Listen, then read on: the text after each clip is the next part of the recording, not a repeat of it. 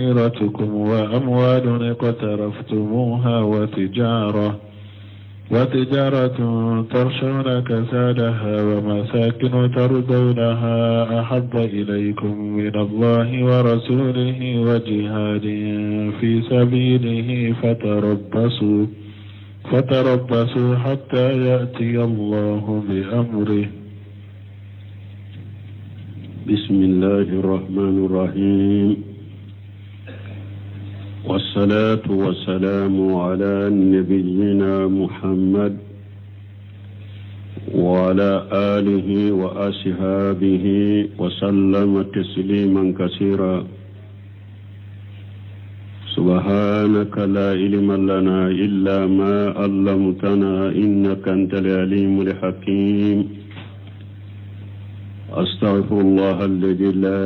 إله إلا هو الحي القيوم وأتوب إليه. اللهم انفعنا بما علمتنا وعلمنا ما ينفعنا وزدنا علما. biye arabasu ye hijriya bakele ani kemenani ani binani ani wolonfula saharu jumada le akhir nye hijira sankan worona bisu nye watani konontonai niladi nasarau kajate ba fulani mugani duru sankalo tani fulana bisu nye watanai. Ambe Dawda bugu masjid Rajahu ambo kono darsu Syekh al-Islam al-Imam Muhammad ibn Abdul Wahhab aka kitabu kono kitabu tauhid bonda minna ko babu qawlullahi ta'ala wa minan nas man yattakhidhu min dunillahi andada. Dim bonda anye deresu do teme bonda in kono bi deresu be ta yoro juma abe wuli yoro minna wa qawluhu qul in kana aba'ukum wa abna'ukum ila akhir al-aya. Qul ma murafuye in kana aba'ukum naw aw fawde kera wa abna'ukum anaddu wa ikhwanukum anabalimu wa azwajukum anakafurmusu wa asiratukum anakabilu wa amwalu iqtaraftumuha anin nafulu minna yirayu on nafulu baraka soro wa tijaratu taqsawuna kasadaha ani jago na bishira jagoyin kanaciya o masakinu tardaunaha ani shigi yoro nyuma munu nu kadi awye shigi yoro nyuma abe jeni shigi yoro munu ni du munu nye ahabba ilaykum min Allah na yasro ni shegi min fulen nye nin nunun de kadi awye kateme alaka wa rasulihi ninnunun de kadi awye katemi cidenka wa jihadi fi sabilihi ninnunun de kadi awye katemi jihadu kala kasirala fatarabbasu ayemma kononike hatta yati Allahu bi amrihi fo alakanani akanya marukanya awma. Al-ayatu saniyatu nandonna bunu shemin akasarahu kono ako al-ayatu saniyatu qawluhu ta'ala ako aya fulana aya minni muallifu ya nati kake shahiduni dalilaini bonda kono aya fulana alaka kumala min kortaleno qul in kana aba'ukum wa abna'ukum ismu kana wa baghil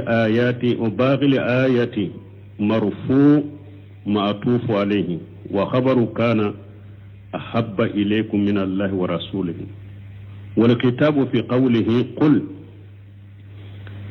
ala ka kuma na ko kuli la nyine jonya ya kuma nyashi jomma li rasuli sallallahu alaihi wasallam ala bakwe ka ciden da kuma nyonya ka kuma nyasi ciden da ma wal muqatabu fi qawlihi aba'ukum al ummatu me ala kuma na jon fe na ko aba'ukum manto kuli o kuma nyasi lembe ciden ma ko ciden da kafo me ala kuma na jon fe na ko aba'ukum ciden kan manto wal amru fi qawlihi fatarabbasu yuradu bihi tahdidu alaka kuma kono na ko yemma kono nike la nyini ye kankari dani bagabalide ay intaziru iqaballah kuma la nyini munye aye alaka janga katam makono ولهذا قال نند قصلكو حتى ياتي الله بأمره أي ألك جنga كتكونو fo alakana aw mana kan nyamaru kanye jumai bi ihlaki haulai almu'athirina limahabbati haulai asnafi samaniyati ala mahabbati Allah wa rasulihi wa jihad fi sabilihi nyamaru kanye munye kamugo halaki mugo mununye nimfen shegi nuyu kanu sugantiya ala kanuka ani ciden ka kanu ani jihadun ala kasirala mugo munu nya fen shegi sugantiya alaka kan fen shegi sugantiya ciden ka kan fen shegi sugantiya jihaduka ala kokko ulude ka aleka janga katam makono ni halakiliye na mu halaki fadallat li ayatu ala anna mahabbati haulai aya yadalulai ranna kunnin kunnun kanuni وإن كانت من خير محبة العبادة هرنا يسر كنو تبتو كنوية إجا فضلت على محبة الله من نيو كنو فسمنت على كنوك صارت سببا للعقوبة وبك سبب كلا جبل شيما مانا نمفين شغي كنو من يبتو كنو وتده إكنو دغرده nin fe segi kanu iku kanu dagara parce que kanu batote nyona tabe ni yu ka kanu sugantiya alaka o ka kanu bellaba ka kima o beke sababu ki lajaba wa min huna ni yurla na'rifu an ba'du anna al insana idha kan yuhmil awamir Allah li awamir walidihi fa huwa yuhibbu abahu akthara min rabbih ambado ni nyorola ni hada mademmi nabe alaka nyamaru kam makononike ola kala kan nyamaru kan to kofe afa abange baga kam nyamaru kanye o bayira ko tigi ba fafe kateme alaka o tiga ba fafe kala kateme alaka mana nu ko ala konnin ka kete ale ko ay an fa ko an ka kete de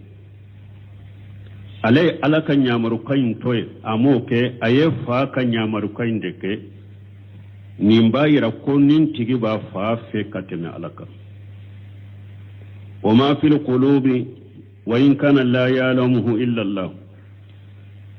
min bed dusukun kono harina yasur mote dusukun ka kono tado ni alate lakin lahu shahidu fil jawari me dusukun kono nata shereya bala sufeula manarin nin foni jumai ni anko mugo masisa ebe ifa fe kateme alaka na ko ebe en kaddu sukun kono e ya do chugumi ne konne bi fa fe kateme alaka ebe ne kaddu sukun kono amba fonhu du sukun kono nata mugo sito do foi todo ni ala kelim pewte de me sufeu sereya be sufeu be sereya keni fenye mimbe du sukun kono sufeu boyira ولذا من دقصو يروى أن الحسن رحمه الله وبما فلا كابول الحسن البصري بولا لك النعمة أنه قال كو الحسن البصري كو ما أسر أحد سريرة إلا أجهره الله تعالى على صفحات وجهه وفلتات لسانه كو الحسن البصري كو ko mɔgɔ ma foyi dogo i dusukun kɔnɔ abada fo i ye min dogo i dusukun kɔnɔ ala b'a bɔ k'a yira mɔgɔw la i ɲɛdaw ye cogo la u bɛ i nɛn polokotori la a bɛ dɔ i ɲɛdaw la u bɛ a bɛ dɔ i nɛn polokotori la ni kumana mɔgɔ si ma fɛn dogo i dusukun kɔnɔ abada fo ala b'a bange i ɲɛdaw ye cogo la u bɛ ala b'a bange mɔgɔw ye ni nɛn polokotori la falijawarihu mira'atul qalbi sufɛnw ye dusukun ka dungare de min bɛ sufɛn kɔnɔ min bɛ dusukun kɔnɔ a bɛ dɔ ka ye ni sufɛnw de dusukun ka dungare de sufɛnw ye fayin qila n'u ko amma almahabbatu fil qalbi kanu bɛ dusukun de kɔnɔ wala yastati'u al-insanu an yamlikaha mɔgɔ tɛ se ka i ka kanu in mara maana n'an ko i ka ala kanu ka tɛmɛ ninnu kan dɔw bɛ se k'a fɔ kanu bɛ dusukun de kɔnɔ kanu tɛ ne bolo a bɛ ala de bolo ne yɛrɛ bɛ se k'a kɛ cogo di ka ala kanu ka tɛmɛ fɛn dɔ kan n bɛ se k'o kɛ cogo di ni mɔgɔ dɔ ye nin fɔ ولهذا يروى عن النبي صلى الله عليه وسلم أنه قال نند كسو أبا كلا كبو تشيدن بلو على كتنونا كسبا تشيدن اللهم إن هذا قسمي فيما أملك فلا تلومني فيما لا أملك تشيدن تنبتلالك كموسون نيغونش سو وشيللا تلالي فيونا na ya katira lika awa abafu ntiki ala ninde ne bese tilali min maralembe ne bolo nimbese kake oye ninde me kanan jalagi fenna femmi na maralete ne bolo amralebe ede bolo oye jumai muso ka kanu min bindu sukun kono ka muso do kanu kateme muso ka kanu yi o maralete ne bolo de o be ede bolo i kanin jalagi o la ni mɔgɔ dɔ ye nin fɔ an ye sisan donc o la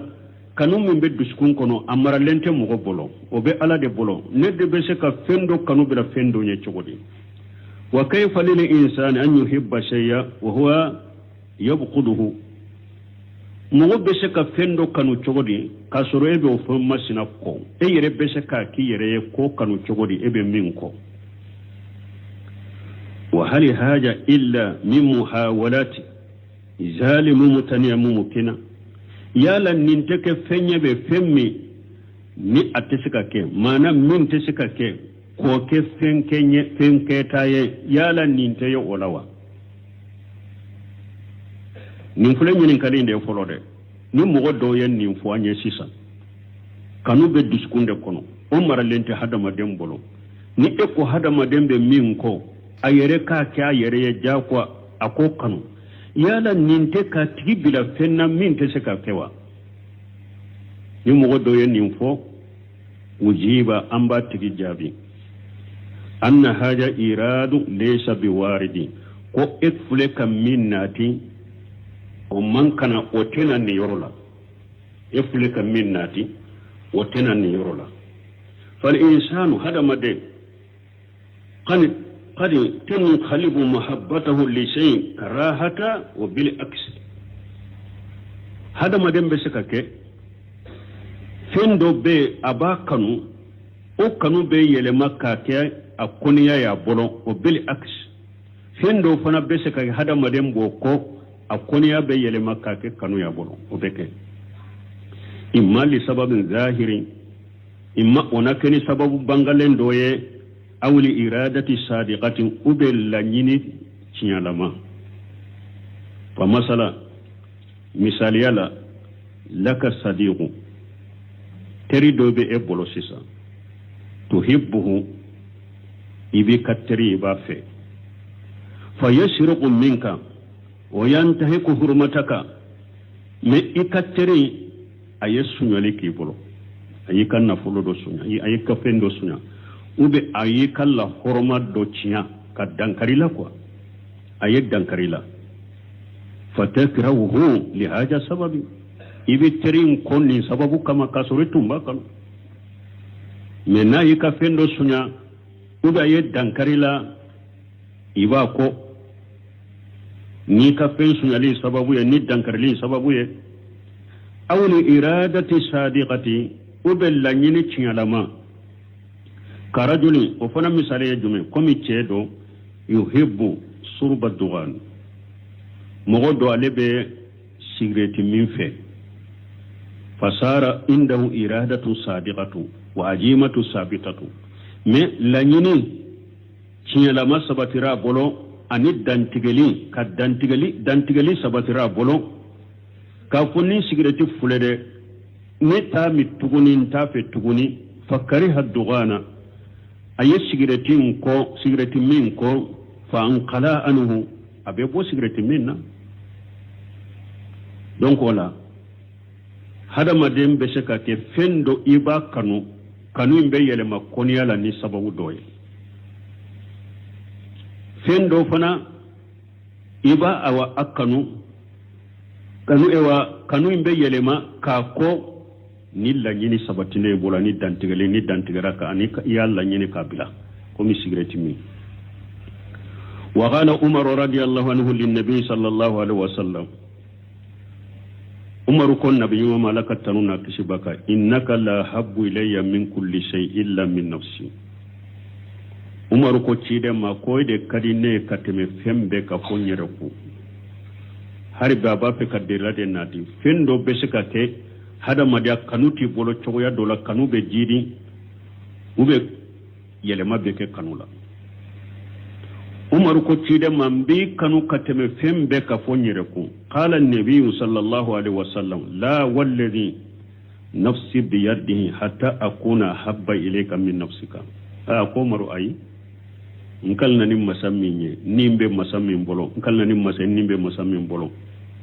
ikalli mana inte saka dafa bara foy kanne kanu kateme yere kunde ka qala umar ko al'ana sisa wallahi la anta habbu ilayya min nafsi ako sisa cide wallahi ikkanu nendo katan ma kateme har nyere kunka yele ma donna umar ka kanu la umar yele ma dola yele ma donna la وقال النبي صلى الله عليه وسلم الآن يا عمر كيدن كو عمر شيسا دي إيه تنيا كما دو كما نايه كومنا بكلمة يدفع فقد أجددت محبة عمر رضي الله عنه للنبي صلى الله عليه وسلم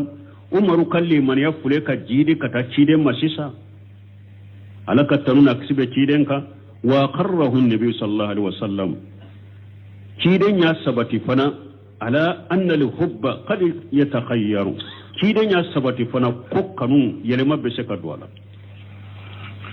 ولا نمو من يان أتي كافو هذا ما دي كانو على تادي دسكون كونو نبسكا يلما دولا تشوكم أمبا فوها بسكا يلما سببو بسكا يلما لا ينتي يتي لما بسكا يلما awa ciden ya sabati fana ko kanu be yelema umaru ka kanu jiri la yorunin kele ciden ya sabati fana urubama kacha tasmu an shakhsi kalama ibese ka kuma dome mugo dola wa anta tuhibbuhu fatakrahu iba soribo tigife menni kuma dome ko karasay ni foye iba tigiko ubese ka dama den choro bese ka hada maden soro ebe mogo do fe men nu nana kuma do lasi masa ko karasa yin foye iba tigiko summa yatabayyanu laka o ko fa bina bangiye anna hajal kalama kadhibun fataudu mahabbatuka ya o ko fa bina bangiye ka funnin kuma min nana foye ko karasa yin foye ngalondo akakkanu min tumbi boloka koro ni tunya ko ni kuma yin folie kanu imbe saga nola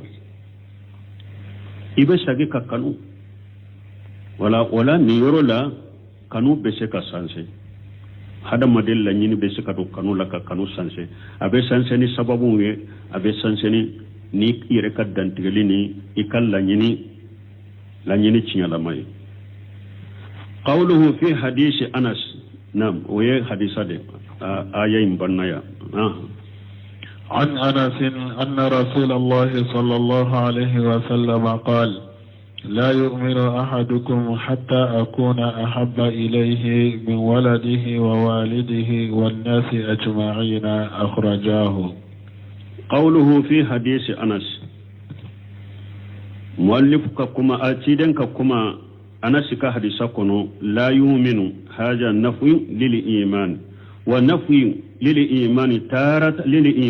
تارة يراد به النفي الكمال الواجب وتارة يراد به النفي الوجود أي نفي الأصل. نجيلي نانسيسا كافو لا يؤمن جيني بسكا كلي من يلا وقتو لا جيني مبك لمن يامي أواجب لمن يدفل من واجب هذا مدنكا كل لمن يدفل جي ما نيكا لمن يام الدفع وقتو دولا وتارة يراد به النفي الوجود وقتو دولا حديثة دولا آية دولا ني التيدن كل لا يؤمن لا يني بسكا كلمنا يرجع كابوي بولو بيو كل من يتيلا أي نفي الأصل كان يملا لسر يرجع كابوي بيو كل من يتيلا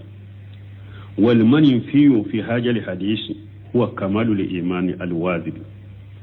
لمن يمن جينا ني حديث لا معنى لمن يمن واجب ريا ko liman yadda fali de ke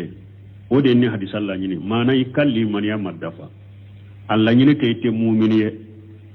la yu'minu ahadukum la nyini te adola kelente mu'miniye kal liman ya ge ka boyla ton la nyini toye la nyini munye adola kelen kal liman ya te se dafa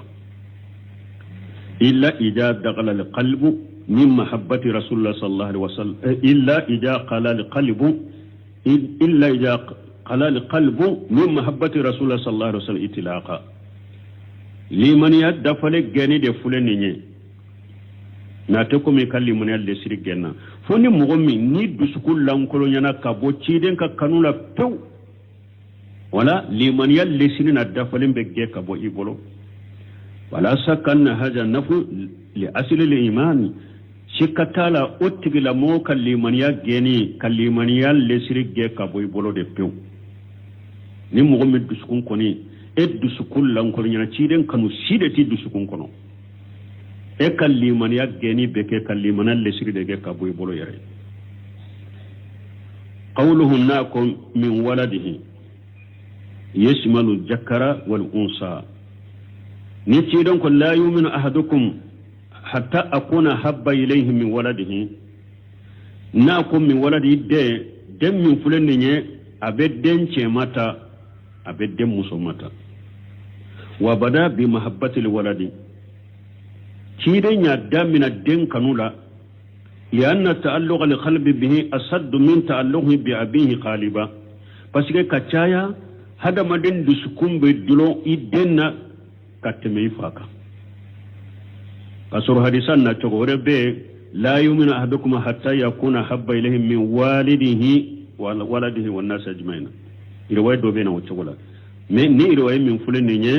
alayya dende bila bange bakanye don seminu yo oden ewa hikma fo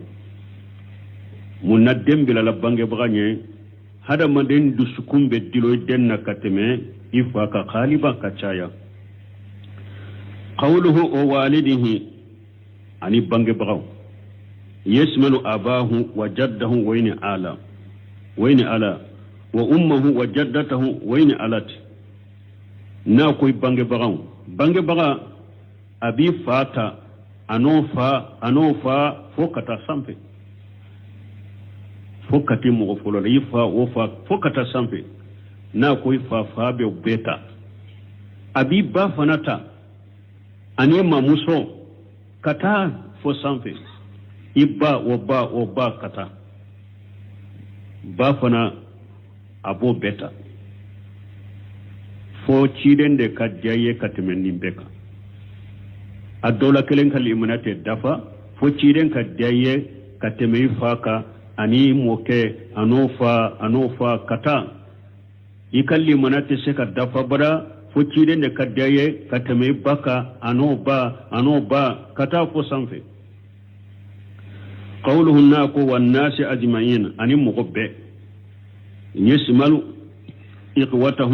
وأمامه وأبناءهم وأصحابه ونفسه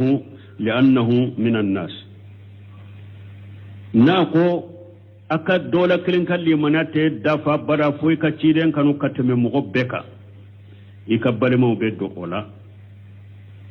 إبنانكو بدو أولا إدوم بدو أولا إجنيوم بدو أولا إيري بدو أولا فسيو يري هذا مدين فلا يتم الإيمان حتى يكون الرسول أحب إليه من جميع المخلوقين هذا مدين كالي مناتي سكا تمي أتسكا دافا fo ciiden de kakkanu kata ima kateme danfen be ka akalli manati sika dafa hada moden kalli manati sika dafa fo ka ciiden kanu kateme danfen be ka wa idha kana haja fi mahabbati rasul sallallahu alaihi wasallam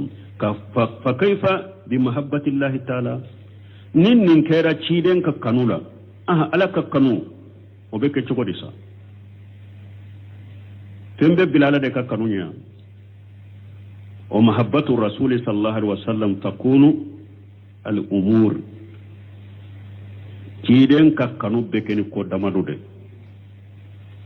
al awwalu folo annahu rasulullah ambe kiden kanu amba kanu mun amba kanu pasgala ka kiden do wa in kana law ahabba ilayka min kulli shay فرسوله أحب إليك من كل مخلوق نا يسر على كدي يكتم فم بك تشيدن فنكدي يكتم دم فم بك باسكالا دك تشيدن دو نيني فولوي أمبي تشيدن كانوني نيني فولو تشيدن بكانوني كومونوني ساني فلان لما قام به من عبادة الله وتبليغ رسالته فلان أمبي تشيدن كانو منا a jorani ala bato minye ani aye ala ka chidanya millase abe kanu no ye kateme fembeka ninya fulana salisu sabana lima ataahu allah min makarim al akhlaq wa mahasin al a'mal sabana chidembe kanu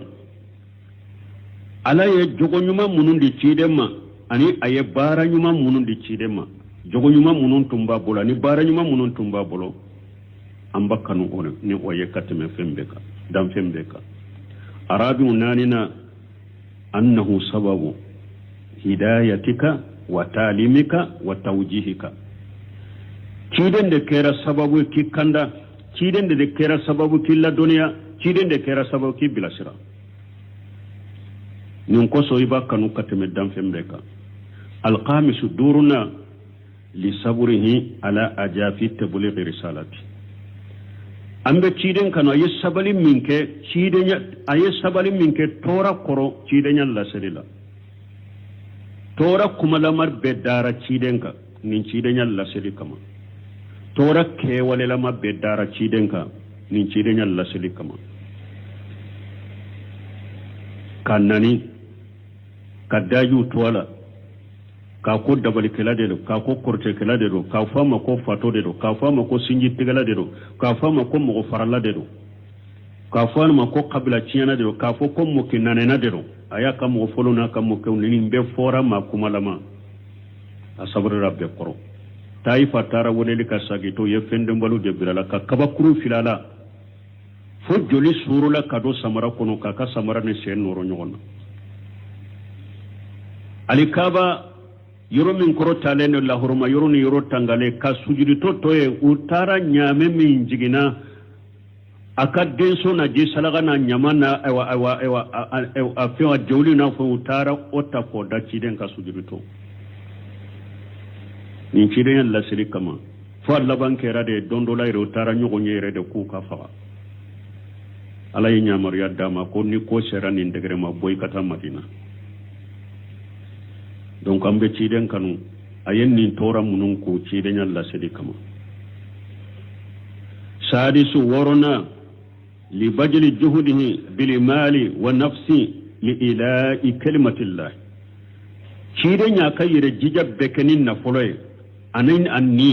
pour alaka kelema alaka kuma be sanfela so ciden tumbe nin dawa kama abin na fulo dota ka dima komi mo min te sira fantanyai muallafatu qulub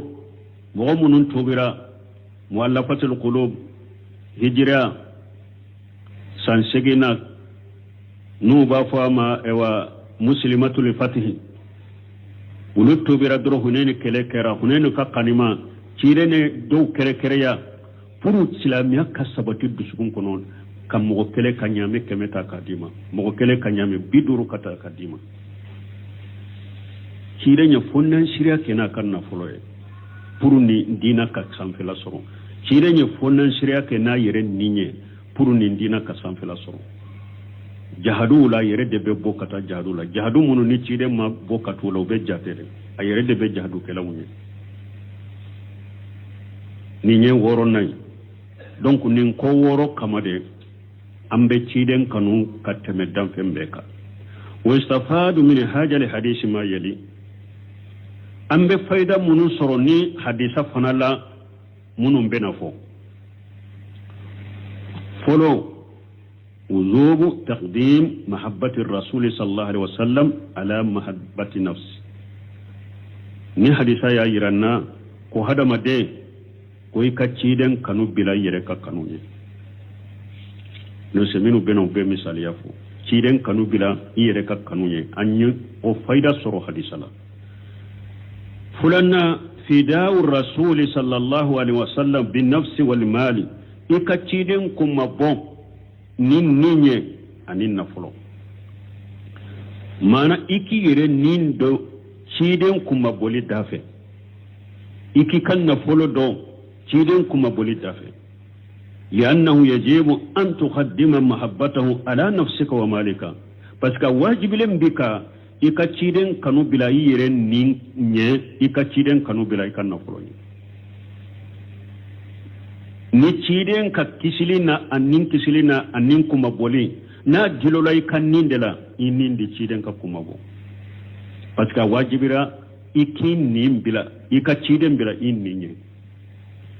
ni ciden ka kuma boli dololi kan na foro de la a wajibira kai kan na foro kai ka ciden kuma bo parce que ciden kanu be kan na foro kanu ne سبنا أنه يجب على الإنسان أن ينصر سنة رسول الله صلى الله عليه وسلم ويبجل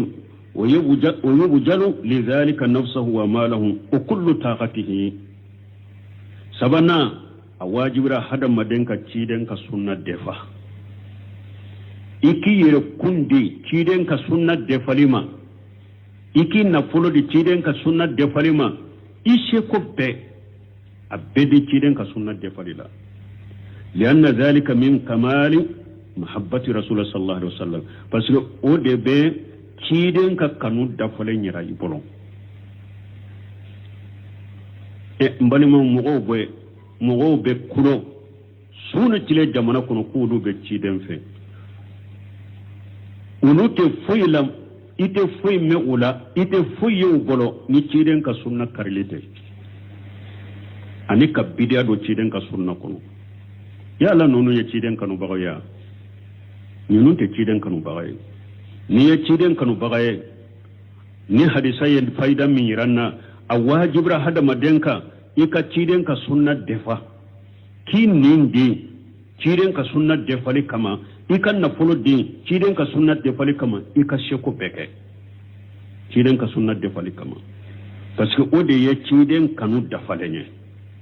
ولذلك قال بعض أهل العلم نند قصد دونك بغو دوكو في قوله ألك كمالا إن ثانيك هو الأبتر يجون نيا كوتك توسرك لو دوين ننكرك موني أي مبخدك إكا كونيا بغا إكا جون ني ألا با كوتك دي نبا تك دي يكونيا بغا مبا تك قالوا وكو وكذلك أبو تقول من أبقد شريعته صلى الله عليه وسلم معنى آية لا إن ثانيك هو الأبو ترى أقول مني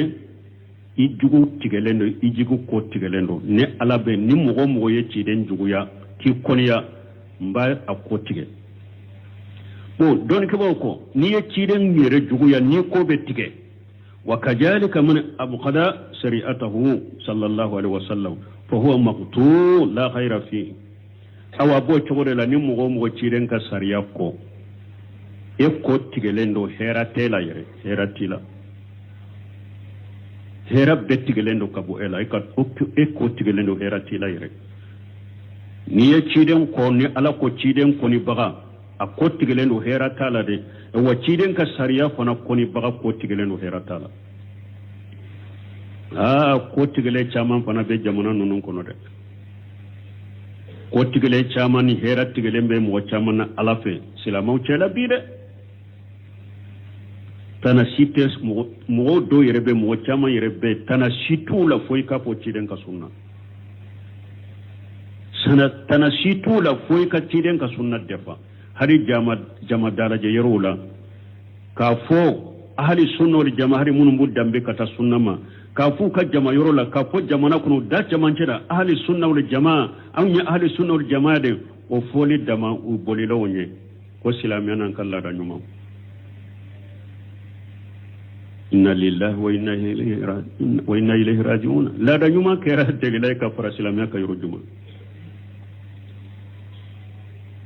ko silamon yanan kan la danyuma hari ka fo hali sunur jama ube alquran wa sunna utese ka oboda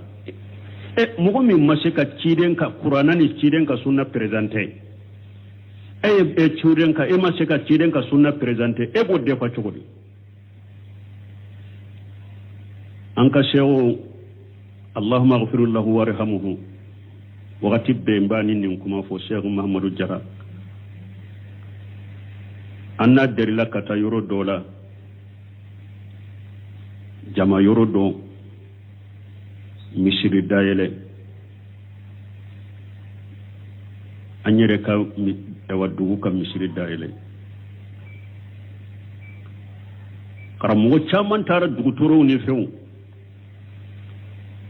so fe anya nyogo nya wajulu chogo beke chogo mi misiri la mogo caman ko ya komi fitina de kera nim karamogo minye micro ta yi representer doro yi ka jama fo doro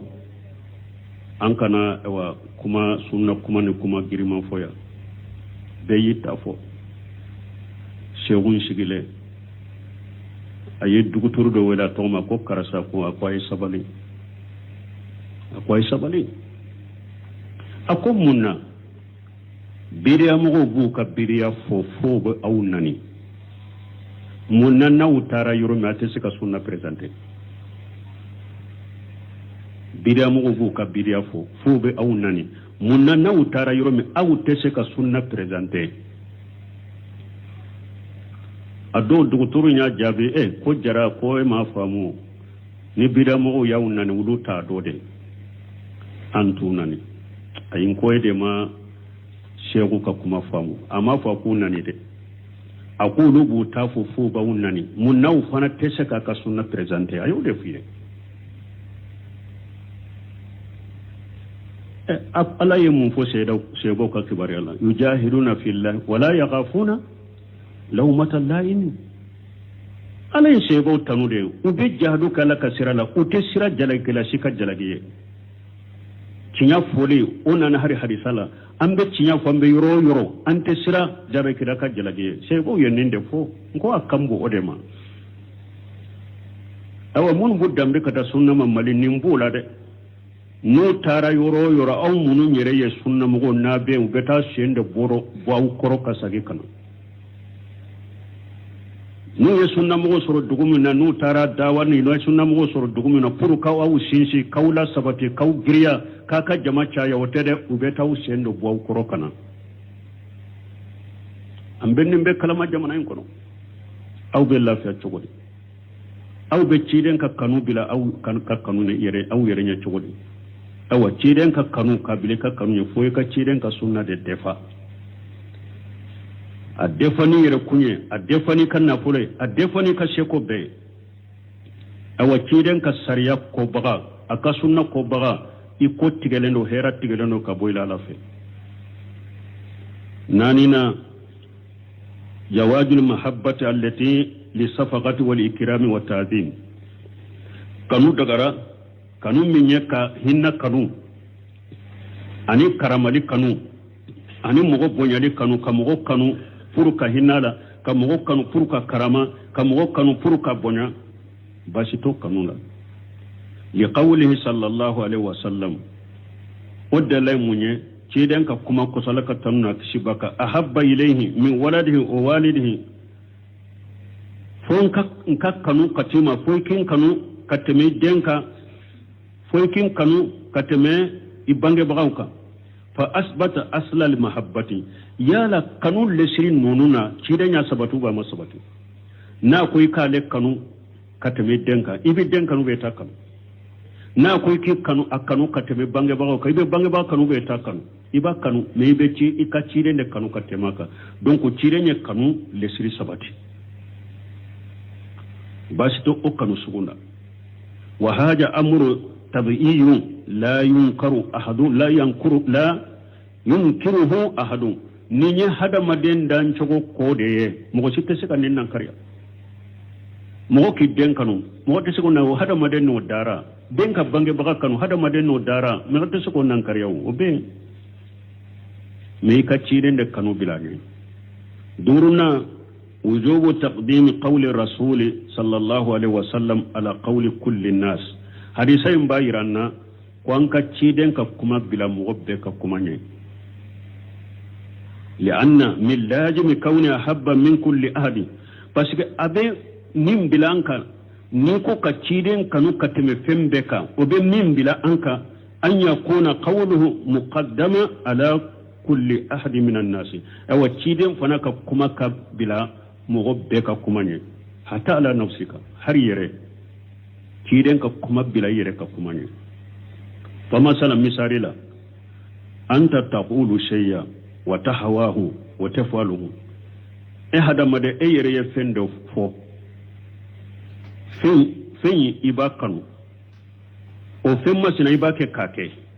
fayati ilayka rajulun wa yaqulu laka mogo do na nima ako karasa haja yukhalifu qawla ar-rasul sallallahu alaihi wasallam efuleka kuma min fo efuleka ko min kanute efuleka ko min kete ni mici den ka kuma ya nyogon soso de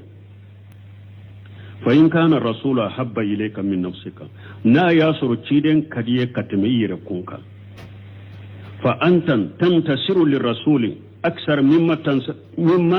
tantasiru li nafsika ni be ciden de fakatme yire ka وترد على نفسك بقول رسول الله صلى الله عليه وسلم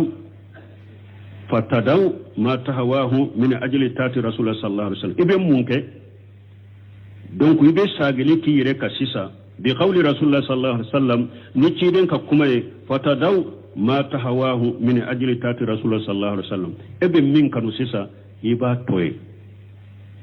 شيدن كا تغنيو نياكوسو سيسا نا يا سورودي ebe ciden kanu kateme yire kun ka beke chogodi kuma do fo kodo ke kodo kanu do nani ma uko ciden ka kuma ye ni soso de ciden ka kuma ni eta bora nyogon koro ni ebe sisa ebe ciden kanu kateme yire kun ka sisa mumbe na sisa ibe ciden ka kuma ke kara doki yire ka yire tumba ke ka min fo ka min ke ba bilade تبتغو تشيدنكو صلى الله عليه وسلم فتدعو من أجل تاتي رسول صلى الله عليه وسلم وهذا عنوان تقديم محبته على محبة نفسه أو نند يتامنشي ko ebe ciden ka kanu bila yere ka kanu ne ni yere tabila ka tugu ciden ta ntako o ide tamanse ko ebe ciden kanu ka tami yere kunga wali haja qala ba'duhum ninde kusu baitil kala doko tasil ilaha wa anta tajum hubbahu ebe ala soso eba ke ka galon fo ko ibe ala kanu fana haja min fulen ni la amri inkalna ninka shiye fil qiyas badiu qiyasu la nin tesekake ni yakaba ko qiyasu la ko min tesekake walau kana hubbuka sadiqa la ta'atuhu na yasuru ikakanu kata alama o yekinya yitumbe ala batode innal muhibba kanu baga liman yuhibbu mutiyu ibe min kanu ibe tuga ko de kanu baga ibe min kanu ibe tuga ko de wala anyo defo ni mugo min ko ebe alafe ambe alafe suni tile ebe alal lagosi ibe alaka kitabu lagosi ibe alaka dina lagosi ebe alafe wa ni be alafe baitul kala ya fo chogo min ibe tugu ala ko ibe ala batode ebe se ka fo ko ibe alafe chogo ibe ke kala soso o be se ka kya ni be ala kanu ibe ala batode aw abo chogo kele ne la suni tile antino korolate lafiya an bebe ciden fe wajjuman be min te ciden kanu an bebe ciden kanu ni mawlidi min fulane ni an ba ke ni ciden kanu de mawlidi fana ciden sosolite ba wale kati yere ma cogodi ko be ciden kanu ni ebe ciden kanu kanu baga ibe min kanu ibe tuga ko de ni be ciden kanu ibe tuga ko de wama atakum rasul faquduhu ma nahakum an fantahu ciden yin min dia masariya la ni di few na ba mina ciden ya ban min na ya to ciden kanu yere be tugu ciden ko me sunu tilebe ciden kanu were ete foila ni ciden sosote o be se ka kya ija wala yukhaju min haja hadith min haja al hadith amba min an hadisala وجوب تقديم قول الرسول صلى الله عليه وسلم على قول كل الناس حتى على قول أبي بكر وعمر وعثمان an ba ta ni hadisalla an ba mina ni hadisalla ko a wajibira hada madenka ika cidenka kuma bila muwabbe ka kuma ne har abubakar ka kuma cidenka kuma bila ne umaru ka kuma cidenka kuma bila ne usman ka kuma cidenka kuma bila ne ali ka ibn abi talib ka kuma cidenka kuma bila ne ala aqwali la ayyimatil arba'ati wa man ba'dahum ayyimanani cidenka kuma bilo ka kuma ne cidenka kuma bila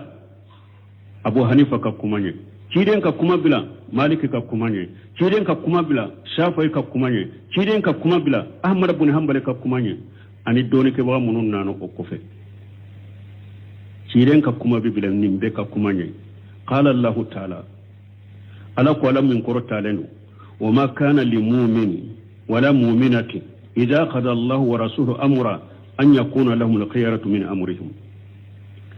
ala ko manka ate daga mu'mini cemaye ate daga mu'mini musomaye ni ala na cidenye ko min latige ka kiri kabila au ka sugantiya ke ka kola ola cidenka kuma be ka kuma nyin balma ni yoro fana la har karamo chaman be katawla ube hadisa sabati lenye de me ka majhabe ka kuma bila kattugo hadisa ko ha au ka gele chaman bolode har karamo saukani bo fo akon ninta asubu ye har karamo chaman de soro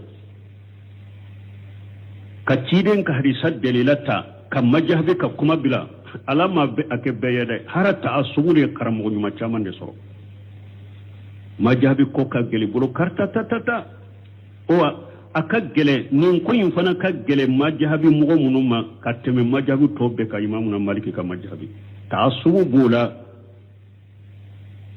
ma ko foro da labawu ta'assubu bula ko sobe ka teme majhabi tobe ka ahmad ibn hanbali majhabi mugo fulay har mununya ahmad ka fiqh kitabu sarahu yoni kene ni ahmad yemmi fo nani delila bora yogon ko do ba fo majhabi ninde de me ciden kar sa sal ninde rajihu awa min ka tele ka kan majhabi ka kuma bila tele yala ka ciden ka sunnata safai ka majhabi mo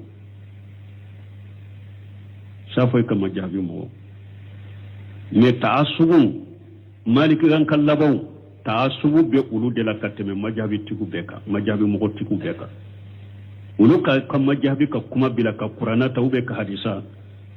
foy mangele noy ngo sawi ba fo ka kitabu yere kono sawi ka tawsiri ko ewa mugo kana majhabi ka kuma bila ma ewa aya ko ikana aya bila majhabi ka kuma ne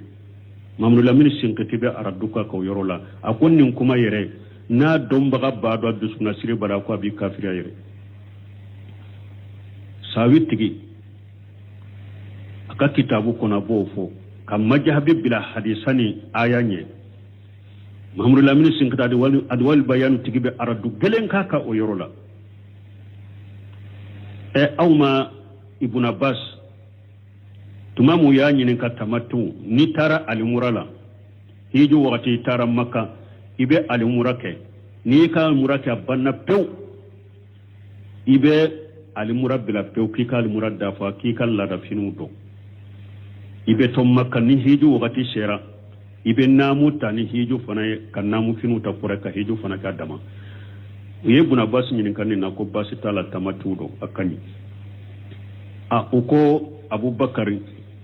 anu Umaru ulu yambale ni nade ulu ko nanna na Makka kwanka na tamatu kere kwanka alimurake anka sage katanka yorola ni hiju wakati sera ambe sage kana puru takana sage na chaya kana Makama aku Yusuf kan tanzilu alaikum hijaratu minas samai aqulu qala rasulullah taquluna qala Abubakar wa qala Umaru Ibn Abbas ko ako shi sakatili alaka farau jigi auka kabo sampe kau halaki mbafo alaka chiden kote au bafo Abubakar kote abafo Umaru kote wala chiden ka kuma be mobe ka kuma ne kaina mankana chiden ka kuma be har nu ko chiden ko aka shebon nomina ko mi wakati yin soroka ba al khulafa ar-rashidina ube shebon humu alamana alaihi wa shahabi ni ciden ko anka ka shebo ka sunnana ka tabulo mina namma ciden ka kuma ni ciden ka hadisani ciden ka sunna ye yoro mide ambe shebo tamina me ni ciden ka sunna yera yoro kuma te mo bolo ciden ka kuma be bila benye ciden ka kuma be bila Abubakar ka kuma nye foi ka ciden ka kuma bila Umaru ka kuma nye ka ciden ka kuma bila Usman ka kuma nye ka ciden ka kuma bila Ali ibn Abi Talib ka kuma nye ka ciden ka kuma bila nyeman nani ka kumanya ani mugo munum bulu kofe ala ka kuma koso wama kana li mu'min wala mu'minati idha qada Allah wa rasuluhu amra an yakuna lahum khayratu min amrihim ni ala sonna dresure nan kon ka do inante franfancia nyana ma soro wakati koso ambe dresu joya ni ala dresure iran nambe continue ala subhanaka allahumma rabbuna bihamdika ashhadu an la ilaha illa anta astaghfiruka wa atubu ilayk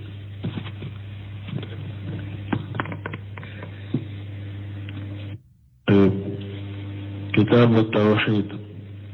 باب قول الله تعالى ومن الناس من يتخذ من دون الله أندادا يحبونهم كحب الله وقوله قل إن كان آباؤكم وأبناؤكم وإخوانكم وأزواجكم وعشيرتكم وأموال اقترفتموها وتجارة ترشون كسادها ومساكن ترضونها أحب إليكم من الله ورسوله وجهاد في سبيله فتربصوا حتى يأتي الله بأمره. بسم الله الرحمن الرحيم والصلاة والسلام على نبينا محمد وعلى آله وأصحابه وسلم تسليما كثيرا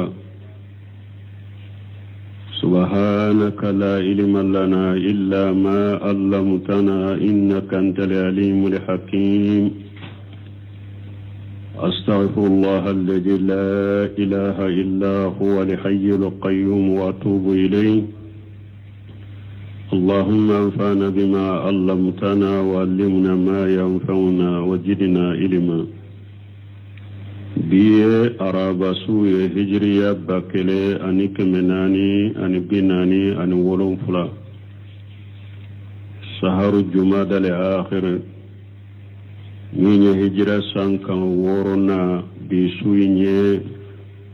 watani konontonai miladi nasarau kajate ba fulani mugani duru sankalo tani fulana bi suye wotanai ambe dawda bugu masjid rajago ambo kono درس الشيخ الإسلام الإمام محمد بن عبد الوهاب أكا كتاب كنو كتاب التوحيد بندا مناكو باب قول الله تعالى ومن الناس من يتخذ من دون الله اندادا din bonda an yeddere su do teme bonda en kono bi dersu be ta yoro juma abe wuli yoro minna wa qawluhu qul in kana aba'ukum wa abna'ukum ila akhir al-aya qul ma murafuye in kana aba'ukum naw aw fawde kera wa abna'ukum anaddu wa ikhwanukum anabalimu wa azwajukum anakafurmusu wa ashiratukum anakabilu wa amwalu iqtaraftumuha anin nafulu min nayriyo on nafulu baraka soro wa tijaratu taqsawna kasadaha ani jago na bishra jago in kanachiya wa masakinu tardawnaha ani shigi yoro nyuma munu nu kadi awye shigi yoro nyuma abe jeni shigi yoro munu ni du munu nye ahabba ilaykum min allahi na yasro ni shegi min fulen ni nin nunun de kadi awye kateme alaka wa rasulihi nin nunun de kadi awye kateme cidenka wa jihadi fi sabilihi nin nunun de kadi awye kateme jihadu kala kasirala fatarabbasu ayemma kononike hatta yati Allahu bi amrihi fo alaka nan akanya marukanya awma al-ayatu saniyatu nandonna bunu shemin akasarahu kono ako al-ayatu saniyatu qawluhu ta'ala ako aya fulana aya minni muallifu ya nati kake shahidun derelay nin bonda kono aya fulana alaka kumala min kortaleno qul in kana aba'ukum wa abna'ukum aba'ukum ismu kana wa baghil ayati marfu ma'tufu alayhi wa khabaru kana ahabba ilaykum min Allah wa rasulihi والكتاب في قوله قل ألا كما ناكو قل لا نيني جونيا يكما نيشي جوما للرسول صلى الله عليه وسلم ألا باكوي كتيرين يكما نيونيا كما نيشي تيرين ديما والمقاتب في قوله آباؤكم الأمة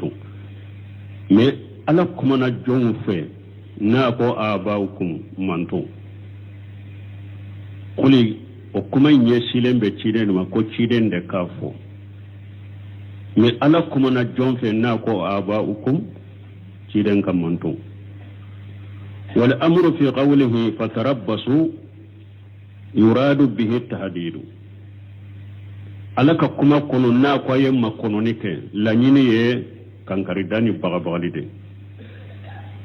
ay intaziru iqaballah kuma la nyini munye aye alaka janga katamma kono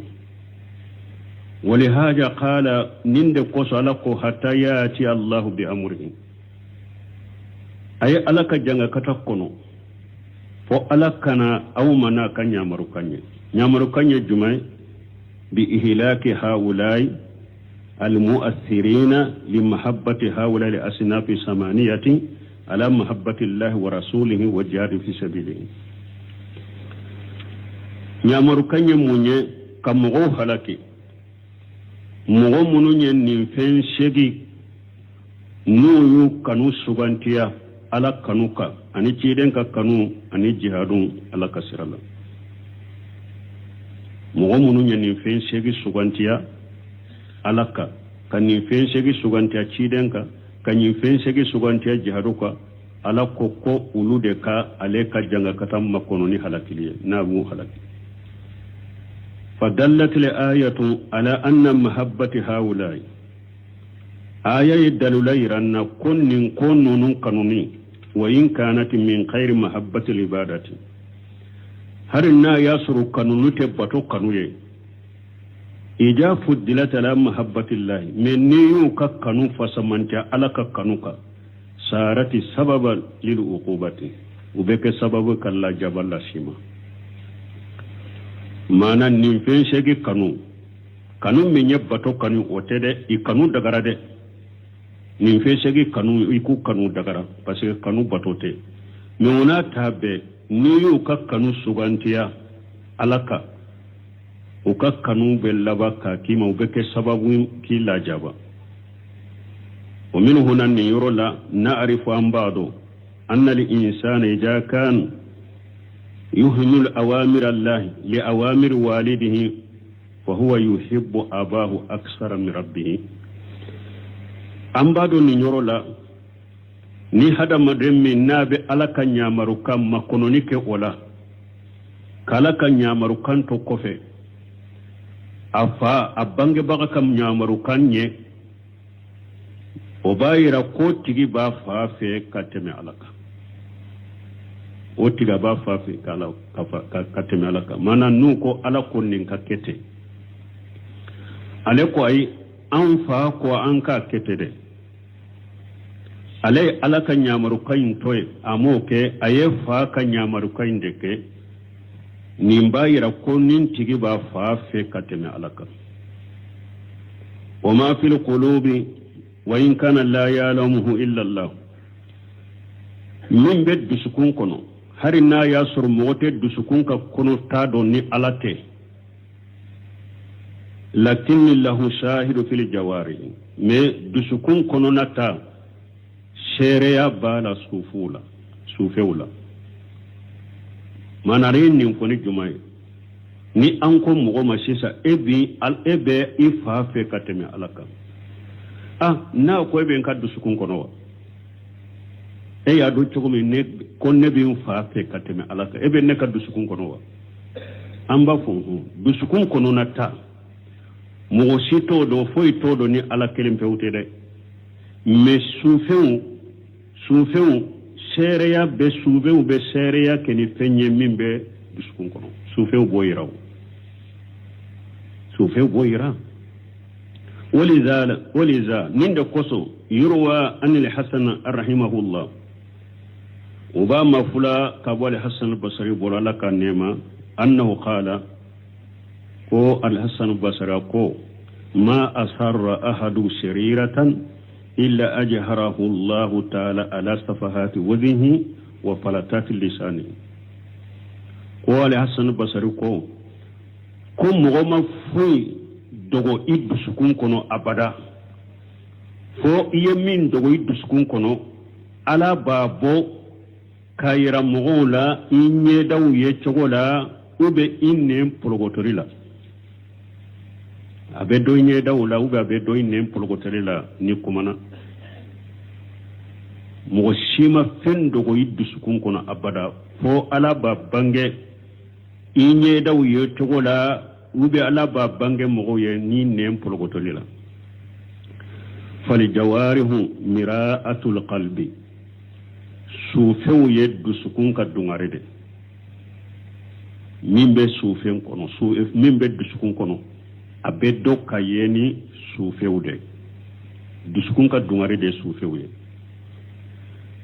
fayin khila nu ko amma al mahabbatu fil qalbi kanu be dusukun de kono ولا يستطيع الإنسان أن يملكها مغتسك إكا كانوا يمرا معنى نانكو إكا ألا كانوا كتمن نونوكا